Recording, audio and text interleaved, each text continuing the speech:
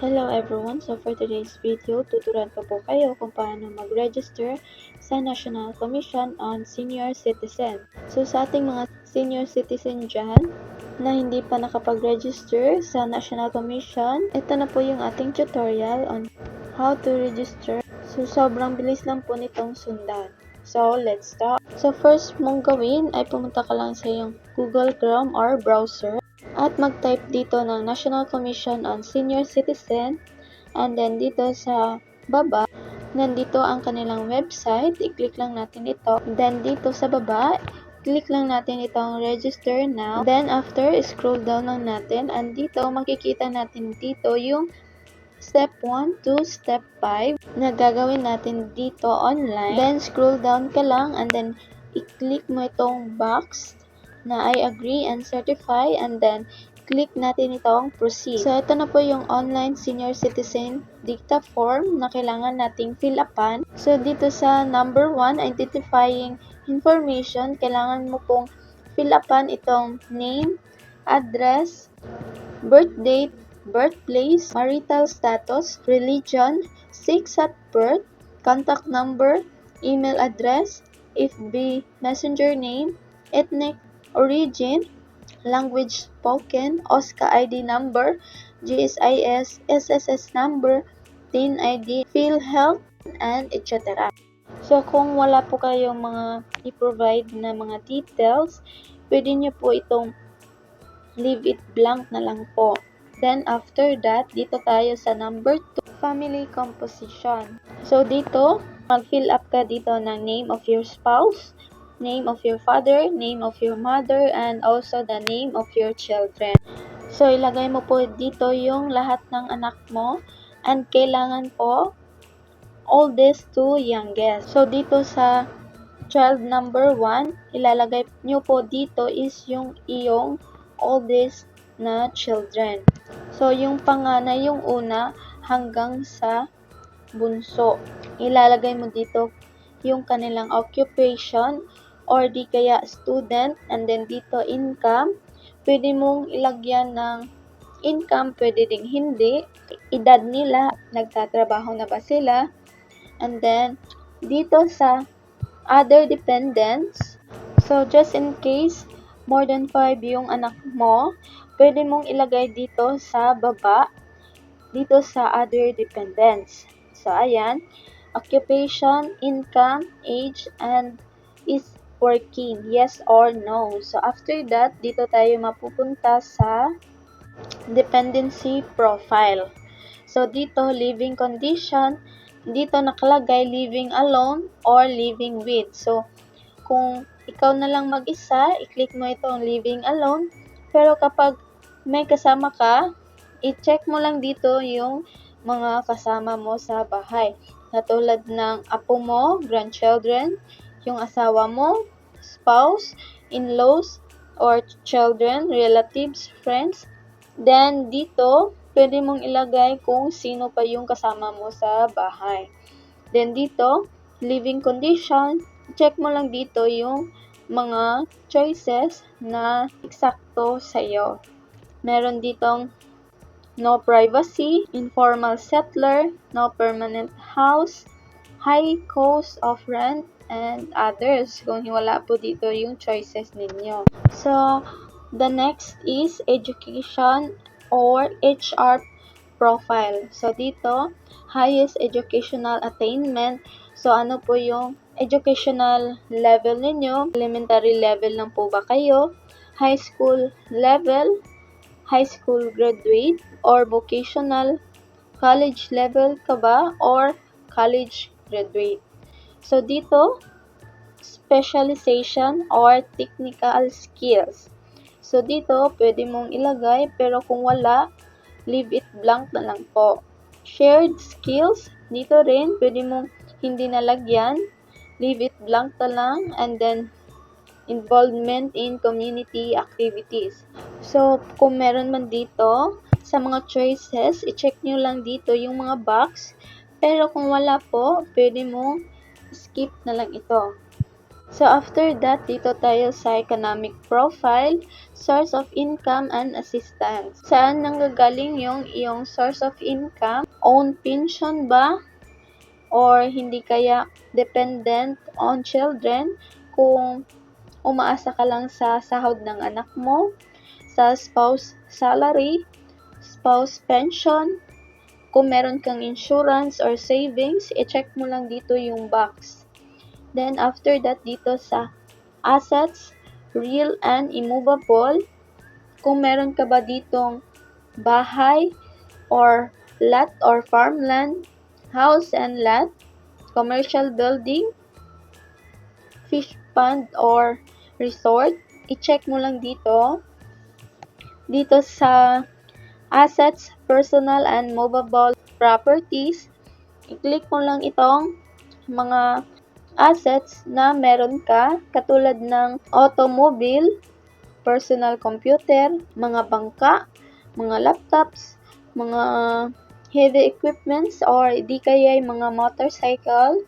Then dito sa monthly income, so ilalagay ko lang dito is below 5,000. So dito, problems and needs commonly encountered.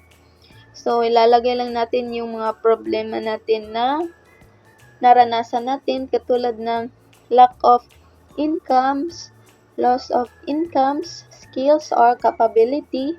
Then, pwede mong ilagay dito kung meron ka pang gustong ilagay sa other specify. So, dito, number 5 is health profile. So, dito, medical concern. So, pipili ka lang dito kung ano yung blood type mo. Click mo lang itong arrow. Dito naman, dental concern. Kung need ka ng dental care, i-check mo lang dito. Kung hindi naman, wag mo na i-check ang box. So, dito, social or emotional. So, pipili ka lang dito kung feeling mo neglected ka, feeling helplessness. So, dito, physical disability. Kung meron ka mga disable sa iyong katawan, pwede mong ilagay dito. Pero kung wala naman, just leave it blank. Then dito, health problems or ailments. So, dito, merong hypertension, arthritis, gout, diabetes. Kung meron ka dito, i-check mo lang yung box. Kung wala, just leave it blank. Visual concern, eye impairment, or needs eye care. So, dito, oral or hearing condition, oral impairment, kung meron ka, i-check mo lang ito. Then dito, area of difficulties, kung meron kang high cost of medicines, meron kang napakamahal na mga gamot. Then dito, lack of medicines kung wala kang gamot, or lack of medical attentions. So, i-check mo lang dito. List of medicines for maintenance. So, dito, ilalagay mo yung mga medicines, yung mga gamot, kung meron kang mga maintenance. Ilalagay mo lang dito. Do you have a scheduled medical or physical check-up? So, pipili ka lang dito. I-click mo lang itong arrow, yes or no. If yes, may pipiliin ka dito. Pero kung wala, just leave it blank po. Next naman, dito na tayo sa OSCA ID and photo attachment. So, sa first image, ilalagay mo po or i-attach mo po yung iyong OSCA ID. So, mas maganda kapag meron ka pong OSCA ID sa mga senior citizens. Kailangan po meron kayong OSCA ID kasi usually, yan ang hinihingi sa lahat ng mga senior citizen kapag meron kayong i-claim na benefits. Pero meron naman dito nakalagay na note, if you don't have an OSCA ID, then you can attach any valid ID you have in your position. So, ilalagay lang natin dito yung valid ID na meron tayo, katulad ng driver's license. So, i-click lang natin dito yung upload or take image of your ID. Then, kunin mo kung saan siya nakasave. And then i-upload mo lang dito. Pag na-upload mo na, may nakalagay naman dito, uploaded. Attach your latest photos. So, dito, 2x2 picture po ito, pero hindi po kailangan mag-picture ng 2x2. So, hindi mo kailangan gumastos dito. Kailangan mo lang mag-selfie ka lang at i-crop mo lang hanggang sa dibdib. Hindi kailangan ng whole body. I-click mo lang itong upload and take your photo and then i-upload mo lang. Then dito, last is passkey number or PKN. So, dito, lalagay tayo ng PKN. Ito po yung ating password. So, ito is 4-digit lang to. At make sure na hindi mo ito makakalimutan. So, mas mabuti na ilalagay mo yung birthday mo, katulad ng month and tsaka day. And then, i-enter mo dito sa first box, yung PKN mo, at saka i-re-enter mo dito sa second box. Then, dito, confirmation to allow the storage and use of my personal data. So, dito, i-check mo lang lahat ng mga box. Then, dito, assisted by. So kung sino yung nag-assess mo, ilalagay mo yung pangalan dito. Ilalagay mo dito relation to the registrant or contact number, and then click natin itong proceed to submit. After that, dito, check your entries. So, i-check lang natin yung mga information na inilagay natin dito. Then, i-check natin itong, are you sure that the record is correct and ready for submission? So, ayan, i-check lang natin itong box, and then kapag gusto mong i-review ulit or mag-edit ka ng mga information, i-click mo lang ito. Pero kapag okay na, i-click mo lang itong submit now. So, ayan na po, nakalagay dito, congratulations, you have successfully submitted your application for registration. Then, nakalagay dito yung pangalan mo. And then, sa baba, meron po ditong RRN. So, registration reference number. Ito po yung reference mo. Nagbibigay po sila ng registration reference number. Picturean mo lang po ito or screenshot mo po para kapag meron kang i-verify na record. Ito po yung RRN, yung ilalagin mo or ibibigay mo para makapag-verify ka sa online. Yan na po. Sana po sa mga senior citizen dyan, nakaregister na po kayo sa ating National Commission on Senior Citizen. So, yan lang po ang mga tips at mga paraan kung paano i-register yung ating National Commission on Senior Citizen.